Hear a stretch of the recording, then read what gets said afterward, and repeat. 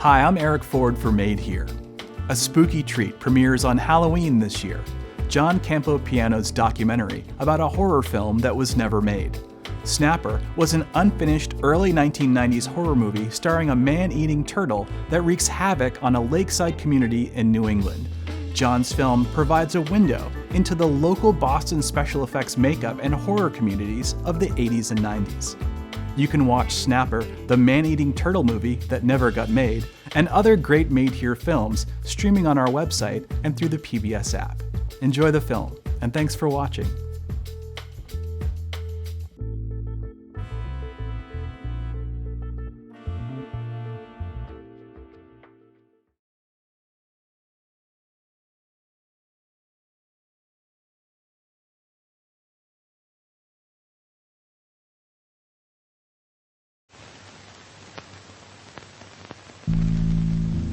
Hey, you want to shut that off and give us a hand, dude? Okay, when I say go ahead, that means turn it. Okay, ready? Yeah. And go ahead. Okay, Jim, bring the nose down of the creature. Okay, that's where you want to go through.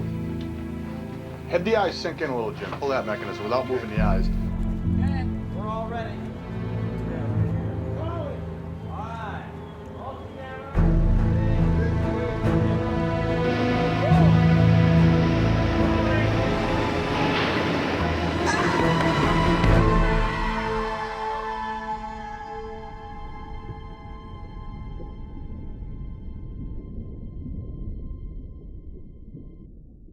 It was an ordinary summer in the beautiful community of Lost Lake, but below the surface lurks a creature so menacing, so terrifying that you may never swim in the lake again.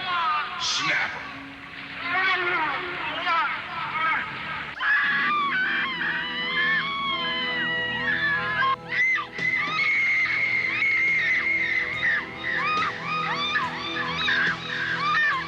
When the dead start popping up, an innocent outcast is blamed. His only ally, a beautiful woman, pursued by an oversexed cop. Together, they must stop the terror before it stops them. Snap!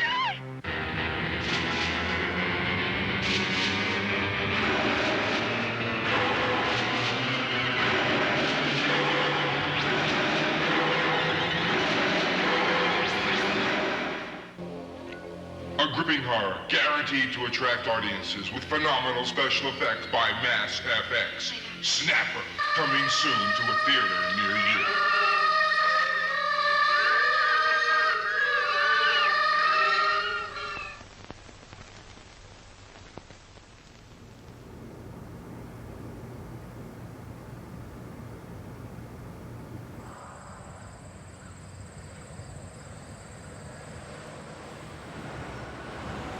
Influences. Friday the 13th, Halloween. We were both Evil Dead fans when that came out. I was influenced young. I went to a movie as a kid called Mark of the Devil.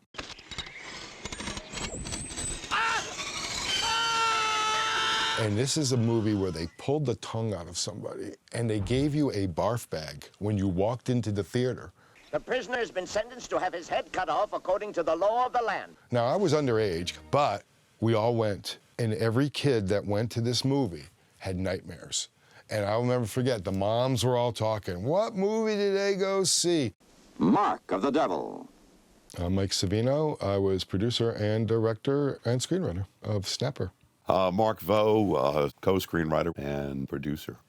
1989. I love the project. I do too. I still do.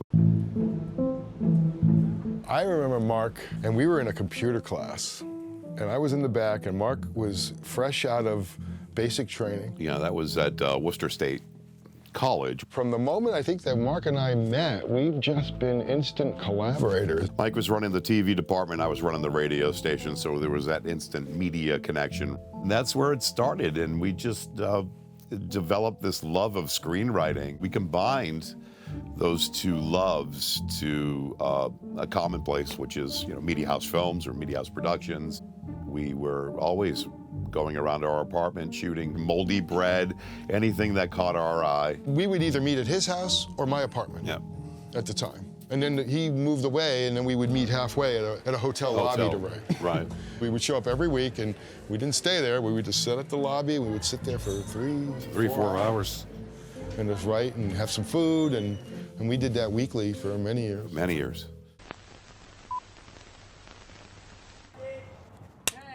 How did we come up with Snapper? I'm trying to place it. It was certainly after Attack of the Killer Refrigerator.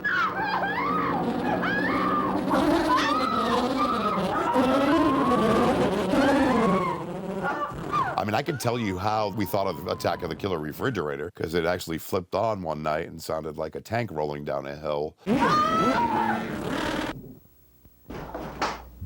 Chris, are you okay? We had a little bit of success with the fridge, but we never really capitalized on it. Even to this day, people will kill the fridge. You know, oh, it's the worst movie I've ever seen. The production value stinks. Yeah, but I'm like, for $25, you go do it. You know, here I am trying to make a movie, and I'm getting reviewed on projects that we did in college. It was an ordinary summer in the beautiful community of Lost Lake, but below the surface lurks a creature so menacing, so terrifying that you may never swim in the lake again. Snapper. I don't recall running into any snapping turtles that made us say, hey, this would be a great movie. I do know we were discussing us as kids at times swimming in lakes and feeling fish bite you. You're like, oh my goodness, what is that? That's right, I remember that. You know? Yeah. And that may have been the start of the story, where we were just discussing what's some of the creepy things in our lives, and one of them for us was always like swimming in a lake. We took that idea and then added in the concept of the turtle growing to huge proportions through waste disposals and, you know, crazy experiments gone wrong in small town. Not exactly an original impetus on how something can grow that big, obviously. I think it's been used in every Godzilla movie, but hey, it works. But with Snapper, it was, let's, you know, do something Jaws-ish. But we needed to differentiate, and the differentiation was the animal we chose, which was a snapping turtle, which can be very dangerous, very vicious. The story was, what was the original? Well, basically, an outcast is blamed for murders in a small town that he didn't commit. We can go further into the corrupt politicians that are trying to skirt the Environmental Protection Agency because they know that this biotech lab is leaking bad stuff into the town's lifeblood, which is its lake. Now they have a problem on their hands. All these murders start showing up. Fred, being the outcast in town, he starts to get blamed for these things until there's a mutiny at one point where they literally come after him with like pitchfork. Yeah, the old pitchfork. But the good thing about it is that differentiated it from Jaws is the shark couldn't come and knock on your door as much as Saturday Night Live had the land shark. Telegram. Oh, telegram, just a moment. We knew that a snapping turtle could, and when you have one that's 10 to 15 feet long, then it's going to create some havoc. So we thought, there's an idea for a movie. And not only did we come up with the concept, we have a completed screenplay. We worked on the writing of it for quite a while. We flipped the title from Below the Surface to Snapper. We registered it with the Writers Guild because it was just had more meat, so to speak. I think the ending was the turtle obviously surfaces and everybody sees that it's the turtle. And then, he gets killed by Fred, right? Doesn't he run over him with his truck? Yeah, I think he runs over it when he smashes into it in his truck. We sort of tied the beginning because he almost hits a turtle at the beginning. And the beginning. And at the there's end, a little baby turtle crossing the road, so there's some foreshadowing. Yeah, he kills it with the truck. He becomes the hero, of course, you know. And then the town celebrates. We weren't going to put any, air tanks and have him eat it and shoot it with a rifle. That was already done. When we finished that script, we really loved it. I mean, like any movie, you see it in your head. Like any script, you see it in your head. You see the characters, you feel it. You see the wonderful horror that it could bring out. So getting off on the day one, it's a matter of, okay, we got these pages, what do we do? How do we raise the money? What are we gonna do? Well, back then, you went to the library, you researched people that you could reach out to. You either drove to New York or you flew to California to try to meet people. So what our approach was, if we had something to show, we said, okay, let's make a trailer. And I remember having a script that was just bits that we were going to shoot, and then we just planned it and just bought film as we needed it. Snapper, we shot all on film. We didn't want to skimp going to video like we did with all our other projects because of cost. And we said, geez, we want to be serious. We want to be looked at right, that we can use film, that we can get the look. It was $400 for a roll. I'll never forget that. Each roll was $400, and then we had to send it off to get transferred and developed, and that was another $400. So every 11 minutes of film was $800. Yeah. Oh, right under over this light. Okay, hold on. Can I go over the light more? We basically pulled deep on this one. Everybody that we could ever get that worked with us on a project, we reached out to. I grabbed Jerry Bagdasarian. He owned a 16mm camera. He was an old mentor type to us in many respects. He was in his 70s, and we were in our 30s or late 20s, and he sort of told us all his war stories of film back in the day. He shot a film called Invasion of the Pie People, and he was really proud of that. The whole project kind of almost hinged on what Scott was able to do, because if we didn't have the big turtle head, we didn't really have a whole lot to show. You could say he's the master monster maker of Massachusetts. Scott Andrews has made quite a name for himself in New England by creating scores of horrific creatures guaranteed to put some bite into your Halloween. I always loved sculpting with my hands, and I got into special effects makeup, which had a lot of sculpting, learned how to do prosthetics, make Halloween masks, and that led to Mike Savino. Because I never forget going to his workshop and looking at some of the stuff that he made, the masks and the miniatures and the just incredible work for a guy in Douglas. Blew me away, and we became friends instantly. We did everything out of my shop. It was in Douglas, Mass, out of my house, which I'm still at the same house, where I did a lot of commercials with Mike. We made a bunch of money flying out of a chimney once. For calm gas. Your furnace works hard, day after day, year after year, but after time it takes more and more of your hard-earned money to produce the energy that it once produced. He turned a lady into a fish, which was great. She had gills and everything, and it was a thing for the business expo that they had coming on in town. Don't flounder in a sea of missed business opportunities. Tackle your own catch at the Business Expo this October 17th, 18th, and 19th. There was nothing around here for makeup. They weren't even really filming on this coast back then. You know, you didn't have like the productions they do nowadays, which they started to at the end of like the 90s, they started to come in, but it was all independent films. There was 3 or 4 different groups that were producing content at that time. Good, Mike, you want me to pan down? No, let's leave them sort of straight up like that. Like that? I'm gonna pull back out. I want them to swim by. The community itself was very small. We all knew each other. We all helped on each other's projects. I mean, half of my early career was helping other people make their films. But the community itself in a whole was active, exciting, and it wasn't Hollywood. It was Central Mass. We thought back then we could build anything. You know, we would have built the Empire State Building if we wanted it. It was a time of filmmaking when you just did it for love, you know? Whatever the cost was, we just tried to make it. Mike asked if we could do movie props, and I had a friend of mine, and we said, of course we can. So we started fabricating turtle pieces. Well, we did research on snapping turtles. I mean, we really wanted to hear that you'd take your hand off if it needed to. They are the most unique little turtles you can ever see. They look so menacing. We started with drawings, sat down looking at snapping turtles, and we wanted to stay pretty much with the true look of a turtle. We didn't want to mutate them other than size. It was a matter of, we're not going to be able to build a full-size one, okay, with the shell. So we narrowed it down to the big head and the little guy, the cable-controlled.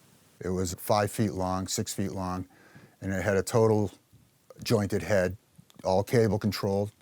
It was foam latex, fiberglass, and resin eyes. Have the eyes sink in a little, Jim. Pull that mechanism without moving the eyes. All right. Just to give the head a little motion to it. Give it a pull right now, Jim. I want to see what it does. Yeah, that looks good. Go in and out, kind of. Yeah, wait a sec. I gotta put these back up. Yep. And that was the first piece we got together. Okay, ready? And action. Mouth. The big head could do anything, bite, look, back and forth, up and down, come in and out.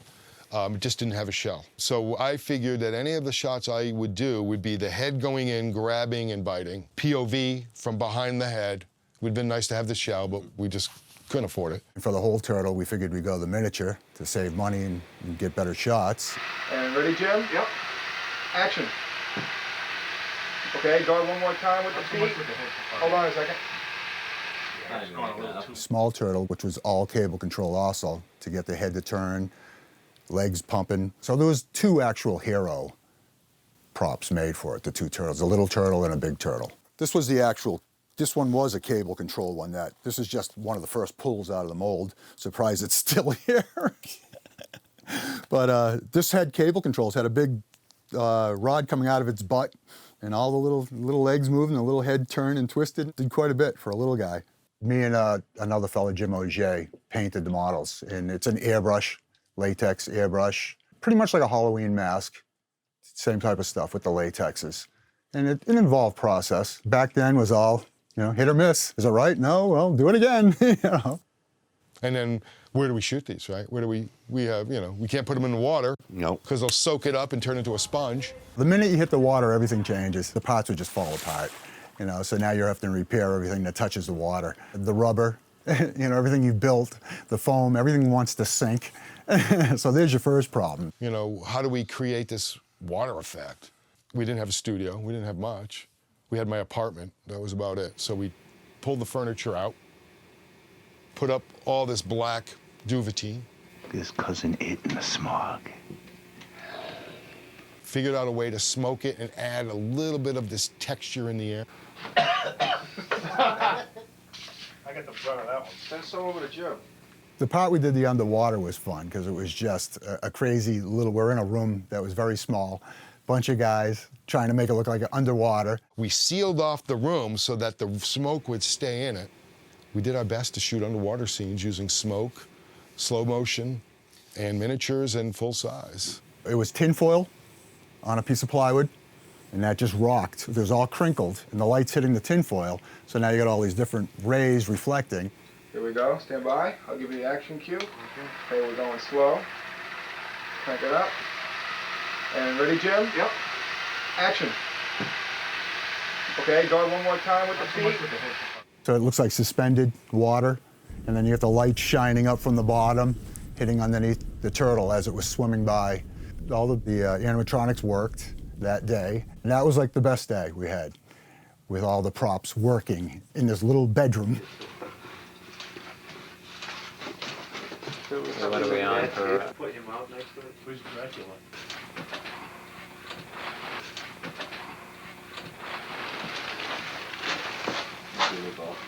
And it came out really well, for a low-budget effect. Film gods were smiling on us for the brief moment they did with this project. I want to say we started at the end of August and ended October. I was going to say, I went from like August to October. It was early. It was like early October, and here we got people in the water, okay? And I'm like, wow. These were mainly weekends because we all worked full-time jobs, so we did most of our shooting weekends or at night, too. Or at night. We were filming all Webster, Mass, Worcester, all the small towns around, a small lake in Worcester, a couple of lakes, actually. Wherever we could sneak out and people wouldn't yell at us. Luckily, in central Massachusetts, we have a lot of lakes, so we used, I remember, Coase Pond. The reason we shot Coase Pond is because the incline of the beach was very shallow.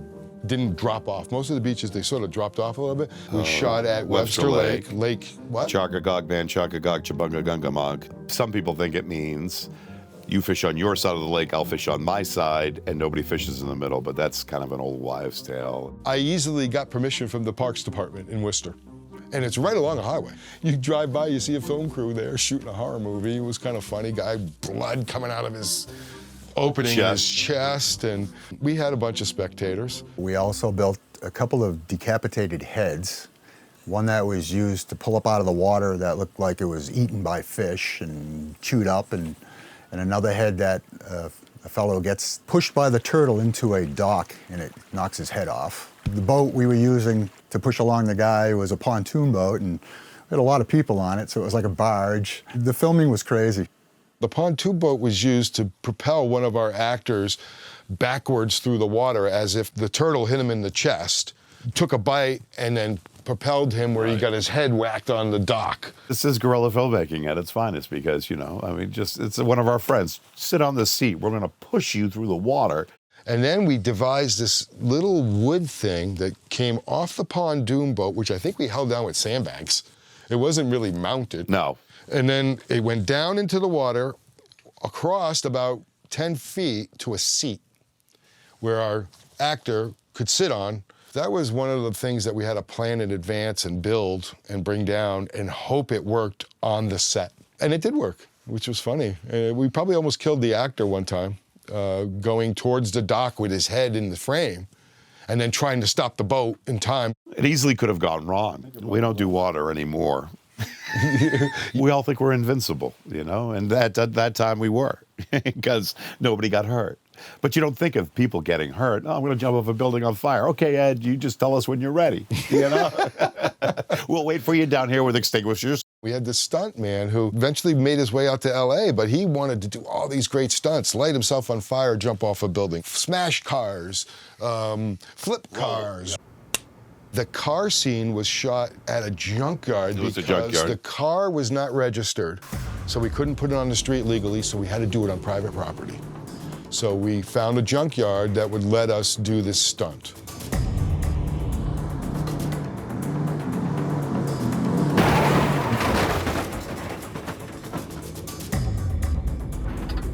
I think we left the car there. We did. I don't think we had the fire scene, but he said he could do it. We said, oh, that'd be great for a trailer. A guy falling from a building engulfed in flames. Yeah, throw it in. I was very nervous. We had no insurance. We were just doing. We didn't even have permission to film where we were filming. We just show up. We had thousands of boxes. Remember the big shipping boxes? Because the stuntman said he needed the exact same box so he could build a big square. It was like 6 foot tall or something, huge. And so I went over to this candy store who happened to be a friend of mine, and she's in Snapper. And she owned this Hebert Candies at the time. And they would get thousands and thousands of boxes in. And I'm like, okay, I want these. And I filled up my front porch with boxes. And the landlord came over and screamed at me to get rid of them because it was a fire hazard. Because here I have thousands of boxes in my porch. We were using it for somebody to set himself on fire.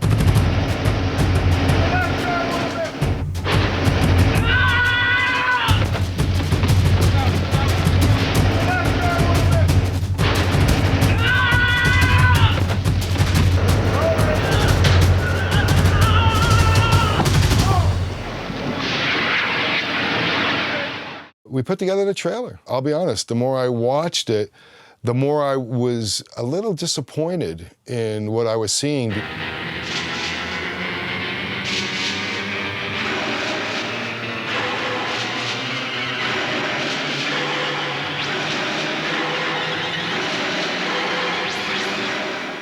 didn't have any turtle. And I looked at it, I'm like, this is not gonna do it. We didn't have the big crunch head moment. We get the blood shooting on it, but we don't have that money shot. We were waiting on the turtle to be done. And when we got the second version of the trailer with the turtle, I started to feel a little better. We said, okay, I think it's good enough. We packaged just a little bit of a letter, and then we just started sending it out to different studios, independent people. These are just full foam props that we made for promotion. Mike wanted to have a bunch of little turtles he could send out to people. We were more than confident that once people saw the trailer, that we would get the financing. And he put the money in. You can see it on all the shots that it's very professionally made. We were passionate about it. This is going to do it. Boom, sent it in, sent it in, sent it in. Nothing. It ended up that Mike couldn't get the financing, so everything stalled. We don't even know if they got the stuff. There was no communications. It was a small club. If you were either an agent and getting through, or you were an independent like us and getting tossed. You know, no one was in it for a big payday. So everybody was behind Mike 100%. We all wanted to see it go somewhere, but we knew it was it's a lot of work to get a movie made. But we did the best we could. I would probably say in the order of probably around $8,000 to do what we did. Between food and other things that we put in, and all put on a credit card. After Snapper, we realized that in order to get a movie made, you have to reduce the locations, reduce the characters, right? Snapper was big, and that's when we learned that in order to make a movie, you really have to watch what you can accomplish for the money that you can raise.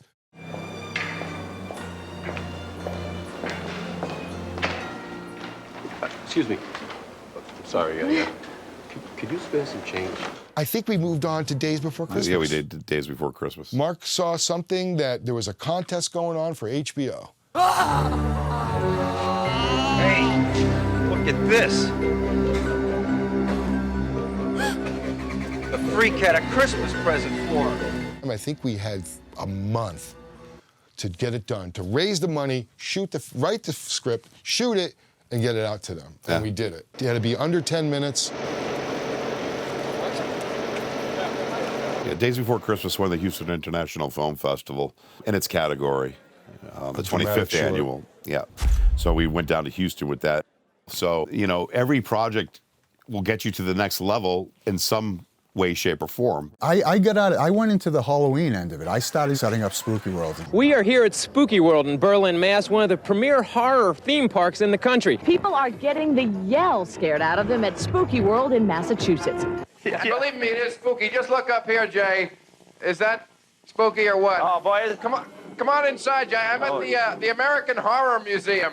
The last few months, everybody calls wanting for their haunted houses and all this stuff across the country. I even send out, I got letters from Germany and Japan now. I'm starting to get people know about me that are calling, and it's real hectic. Halloween back in the early 90s was huge. It was a big moneymaker, so I ended up making props for haunted houses and stores. It started off as just a haunted hayride. It wasn't called Spooky World at the beginning. What was your favorite part?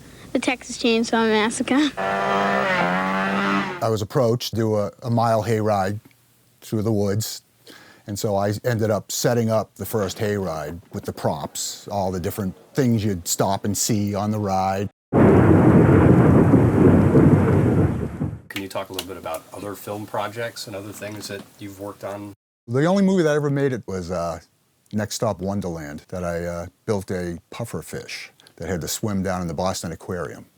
It was a hectic shoot, and that started me in the big budget film, and that actually was one of the reasons I wanted to get out of it, because it was so chaotic. I didn't like how you were treated on a movie set. You would just hurry up and do it, and if it didn't work, you were in trouble. It was just a lot of pressure. That eventually turned into toys, sculpting all different size toys, and I used to sculpt the 12-inch line of Hasbro Star Wars figures. And I still sculpt today, but I don't think that'll ever go away.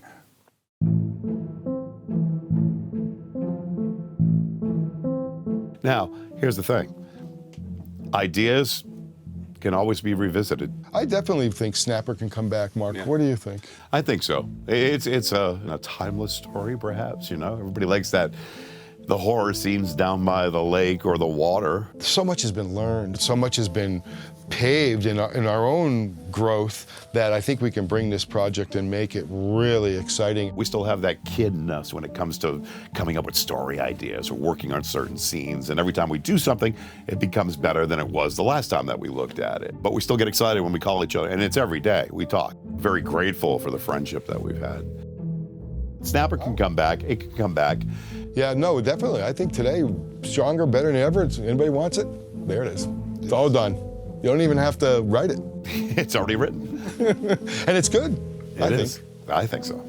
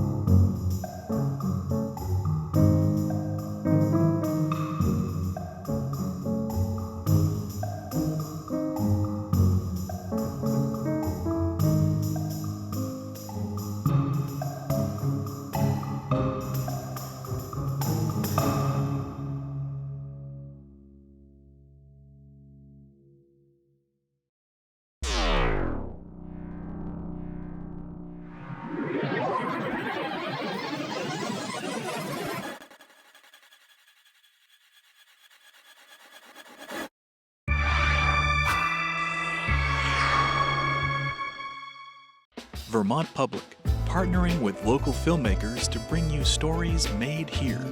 For more, visit vermontpublic.org.